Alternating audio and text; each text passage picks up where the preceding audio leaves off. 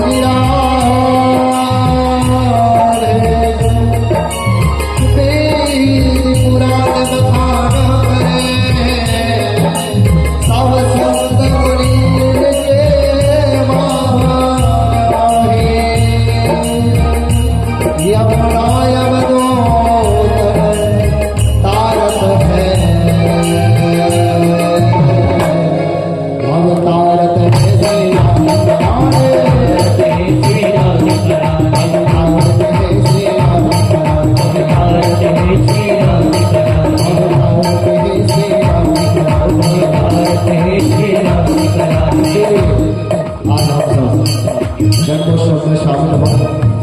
हाँ, थोड़ी अभी से बुलाने की प्रैक्टिस कर दो। उठाइए जरा बुलाइए, कैसे बुला दो आप अपने बच्चे को, कैसे बुला दो? आजा भैया, आजा बढ़िया, लेकिन भगवान को थोड़ा ताली से बुलाना पड़ता। आओ मचे मोहना, आओ मचे मोहना, आओ मचे मोहना, आओ मचे मोहना, खुशियों के घाट धरे राधा जी के रमना, खुशियों के घाट धरे राधा जी के रमना, खुशियों के घाट धरे राधा जी के रमना, खुशियों के घाट धरे राधा जी के रमना, खुशियों के घाट धरे राधा जी के रमना, खुशियों के घाट धरे राधा जी के रमना,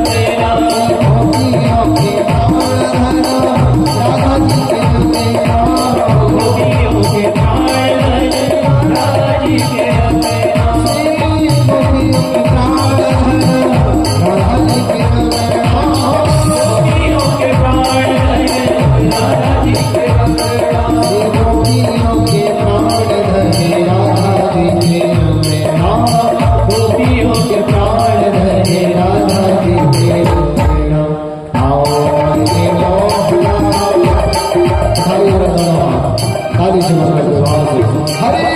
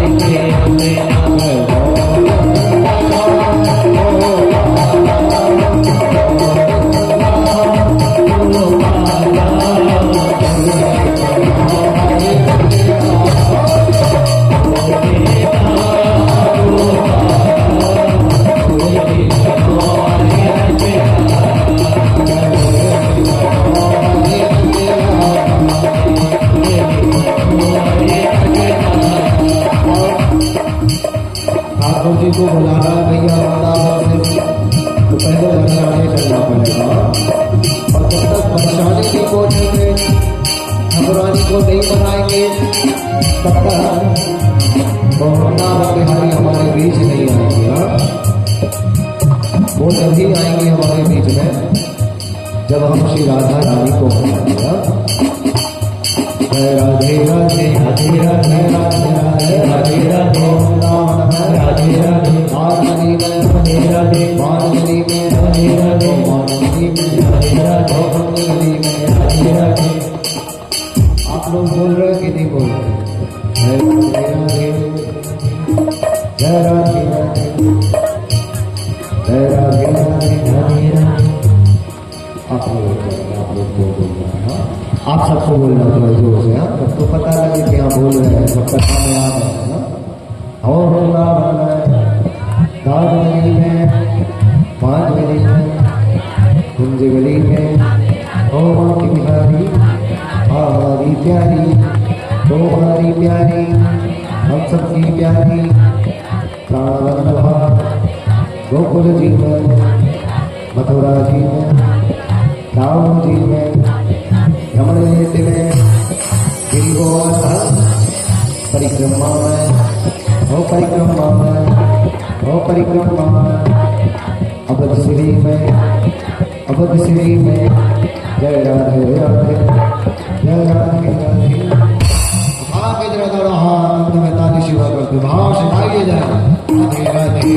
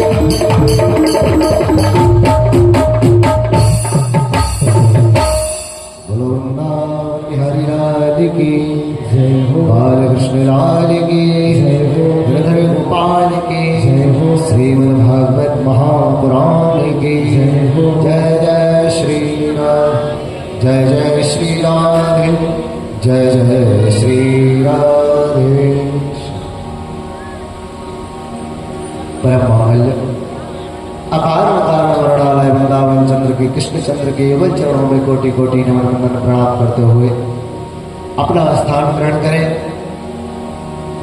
करुणामयी कृपामयी दयामयी श्री राधा रानी के चरणों में कोटि कोटि नमन वंदन प्रणाम अपना स्थान ग्रहण करें। भूत भावन भूतेश्वर महादेव के चरणों में कोटि कोटि नमन वंदन प्रणाम अपना स्थान ग्रहण करें। स्थानीय देवता, ग्रामीण देवता, वास्तु देवता, सभी देवी देवताओं के चरणों में कोटि कोटि नमन वंदन प्रणाम अपना स्थान ग्रहण करें। कथा के रसिक वक्ता, रसिक श्रोता श्री हनुमान जी महाराज के चरणों में कोटि कोटि नमन वंदन प्रणाम अपना स्थान ग्रहण करें। एवं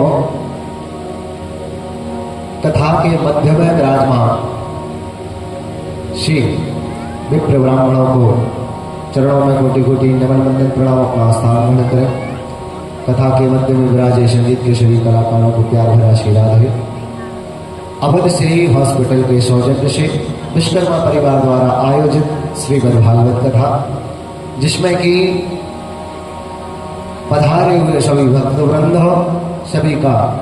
सभी को प्यार भरा राधे राधे।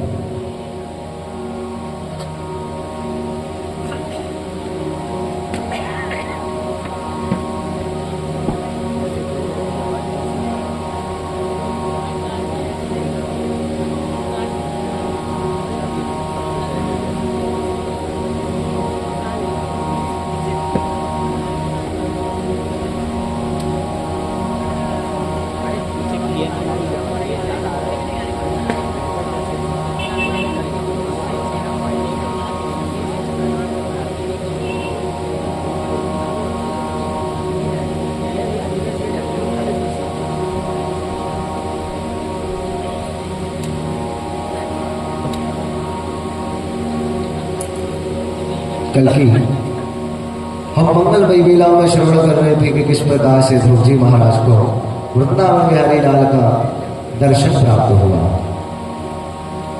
देखो, दर्शन तो सबको प्राप्त होते हैं, लेकिन दर्शन करने के लिए हमारे भाव और दूसरा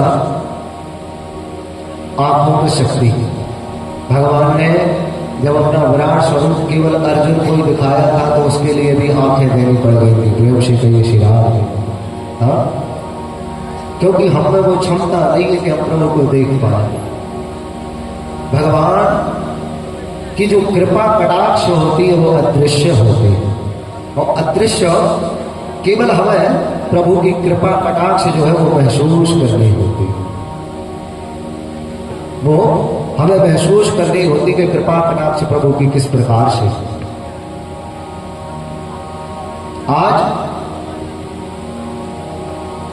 जब ध्रुव जी महाराज जाने लगे तो ध्रुव जी महाराज जब जा रहे थे तो उन्हें संत की संगति प्राप्त हुई और नारद जी गुरु बने। देखो गोस्वामी जी यही तो बता रहे कि गुरु बिन भवनिधि तरह न कोई ना। गुरु जब तक जीवन में नहीं होता सच्चा सदगुरु हो, हाँ, जो अपना नहीं भगवान का मार्ग दिखा तो वो गुरु है। हाँ, नहीं तो अपना अपना मार्ग दिखा दे तो वो गुरु किस काम का। और जिसका कोई गुरु नहीं होता उसका महागुरु भोलेनाथ होते हैं। हाँ, तो जीवन में एक मार्गदर्शक की अति आवश्यकता होती है। जैसे बच्चा जब छोटा होता ना तो माँ उसे सिखाती है कि इनसे आप करके बोलो।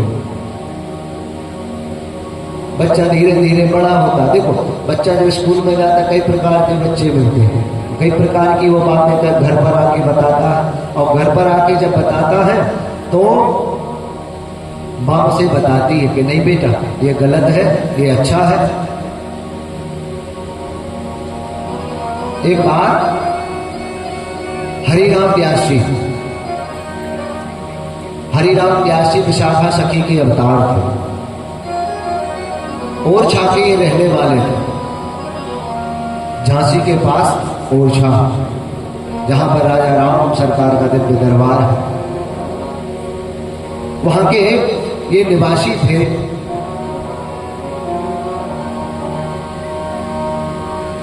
इनको थोड़ा ज्ञान का अभिमान होगा। देखो अभिमान किसी का भी हो, भगवान ने विलंब नहीं किया उस अभिमान को तोड़ने के लिए। अभिमान जब अर्जुन को चढ़ा था तो भगवान ने हनुमान जी को भेजा कि जाओ इनका भी अभिमान चूर कराओ।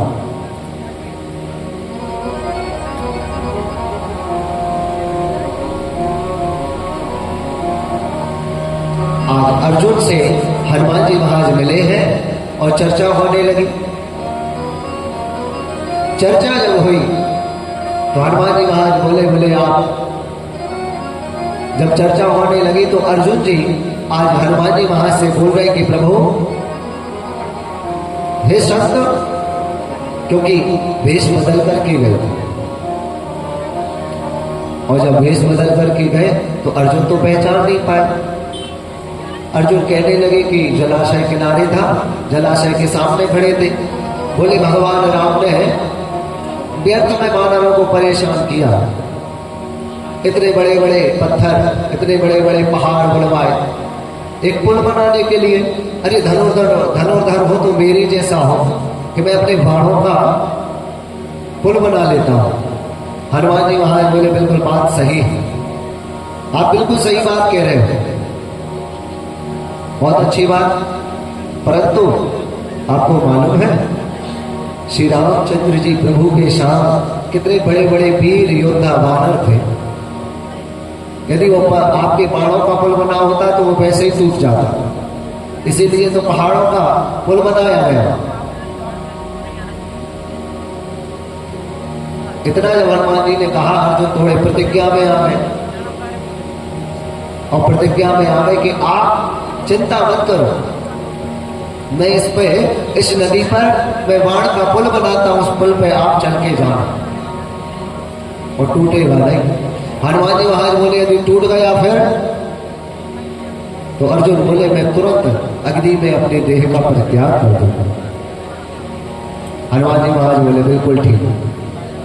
अर्जुन ने बाण बनाया पुल का, और पुल का जब पुल बनाया तो उस पर हनुमान जी महाराज ने जोर से छलांग लगा दी और पुल टूट गया। और पुल जैसे ही टूटा ना, अर्जुन का अभिमान पे ठेस लग गई, और अभिमान पे जब ठेस लगी हनुमान जी महाराज आ गए। बोले ये बताओ, मेरे जैसा एक वृद्ध ब्राह्मण नहीं चल पा रहा तुम्हारे पुल पर, उतने वहां पर तो कितने बड़े बड़े वानर थे, वो कैसे चल पाते? हनुमान जी महाराज बोले प्रतिज्ञा ली पूर्ण करो। तब वहां पर भगवान द्वारिकाधीश स्वयं पधारे और उन्होंने कहा कि हनुमान जी आप प्रत्यक्ष रूप में आए। हनुमान जी प्रत्यक्ष रूप में आए और उनको समझाया कि अर्जुन गांडीवधारी तो हो, धनुर्धर तो हो, लेकिन राम से बड़े धनुर्धर नहीं हो, क्योंकि राम जीवन में मुकाम कर जाता है, क्योंकि राम के अंदर ना तो अभिमान है, ना ईर्षा है, ना कपट है, ना छल है। तुम्हारे अंदर तो ईर्षा बस गई, और ईर्षा में अहंकार में किया हुआ कार्य कभी सफल नहीं होता है। सफल यदि आपको कोई कार्य करना है तो भगवान के ऊपर छोड़ दो, अपने आप सफल होता हुआ चला जाता है। हाँ? आज हरिराम व्यास जी ने बनारस के ब्राह्मणों को चेतावनी पहुंचवा दी कि मैं वहां आ रहा हूं शास्त्रार्थ करने। जब चर्चा हुई, पहुंच गए काशी में, विद्वानों की ब्राह्मणों की सभा लगी, तो उससे पहले ब्राह्मणों ने काशी विश्वनाथ के चरणों में प्रार्थना की कि प्रभु, ये तो बड़े ज्ञानी है, ब्रह्म पुरुष है हरिराम व्यास जी, प्रभु उनके सामने कोई आज तक टिक नहीं पाया, आज तक कोई उनके सामने टिक नहीं पाया ज्ञान के मध्य में, तो प्रभु आप कृपा करो और हरिराम व्यास जी को किसी न किसी प्रकार से संतुष्ट करके पहुंचवा दीजिए। भोलेनाथ के चरणों में प्रार्थना की, और प्रार्थना जब की है तो काशी विश्वनाथ साक्षात प्रकट हो गए। बोलो शंकर भगवान की। भगवान जब प्रकट हुए, भोलेनाथ एक भिक्षु का वेश धारण करके फटे चले कपड़े पहन के पहुंच गए। हरिराम व्यास जी जहां ठहरे हुए थे वहां पर पहुंच गए, और पहुंचे भैया तो जाकर के विप्रों ने रोका कि आप किस काम से आए, किससे मिलना चाहते हैं। तब भोलेनाथ बोले कि यहां पर हरिराम व्यास जी ठहरे हुए हैं और मुझे उनसे मिलना, मुझे उनसे भेंट करनी है। क्यों? बोले दर्शन का इच्छुक हूं, दिखने में मैं भिक्षुक हूं, लेकिन दर्शन तो सबकी अभिलाषा होती है, किसको दर्शन नहीं चाहिए। विप्रो ने कहा आप अंदर जाइए, हरिराम व्यास जी मिल जाएंगे। अंदर जब पहुंचे तब हरिराम व्यास जी विराजे हुए थे, और तभी हरिराम व्यास जी विराजे हुए थे, भोलेनाथ पहुंच गए, और भोलेनाथ बोले आपके दर्शन हो गए, मैं संतुष्ट हो गया। हरिराम व्यास जी बोले दर्शन तो आपको, दर्शन का नाम तो प्राप्त हो गए, लेकिन आप ये बताइए कुछ प्रश्न है, कुछ इच्छा हो तो वो बताएं। भोलेनाथ बोले हम तो दीनहीन है, हम ये ज्ञान और अज्ञान की चर्चाओं में नहीं पढ़ते, क्योंकि ज्ञान आदमी को चतुर बनाता, ज्ञान अभिमान दिला देता, ज्ञान से व्यक्ति अभिमान की ओर बढ़ने लगता जब ज्यादा ज्ञान हो जाए, क्योंकि ज्ञान को पचाना भी असंभव होता। ज्ञान जचता है लेकिन पचता नहीं।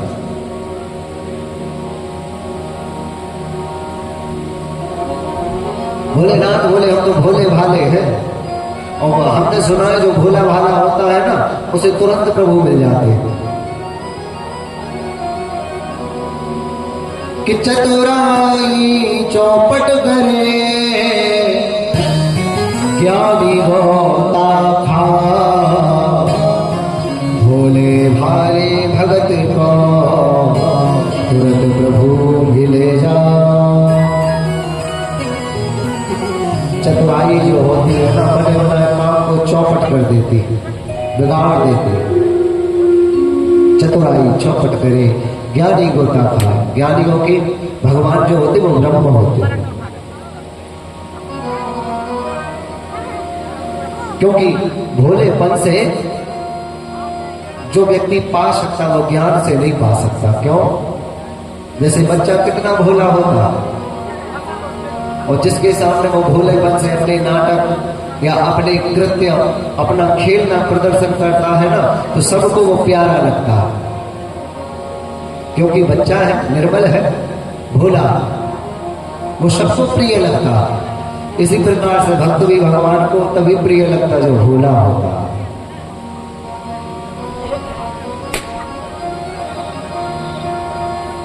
चतुराई सारी कार्यों को चौपट करा देती, लोगों से अपनों को हटा देती। ज्ञान से अविद्या का नाश होता, लेकिन भक्ति से माया का नाश होता। आज हरिराम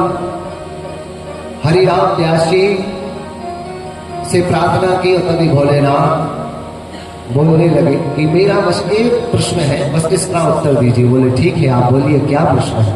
बोले मेरा बस यही प्रश्न है कि विद्या का फल क्या है, विद्या का क्या फल होता है। बोले सीधी सी बात, विद्या का फल होता विवेक की प्राप्ति होना। बोले बहुत अच्छी बात है, परंतु ये बताइए विवेक की प्राप्ति जब हो जाए तो विवेक से क्या करना चाहिए। बोले विवेक से सीधी की बात है, सत्य को पहचानो और सत्य को त्यागो।